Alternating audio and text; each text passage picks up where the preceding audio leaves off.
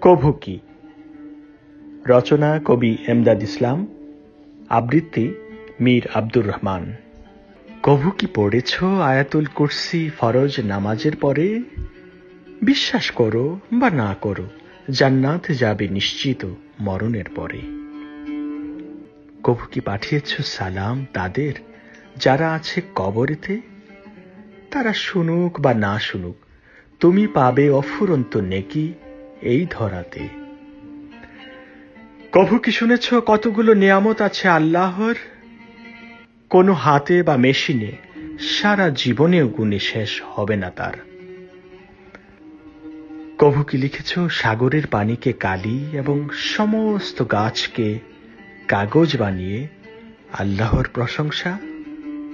ক্লান্ত হও বা না হও, কখনো শেষ হবে না এর মীমাংসা।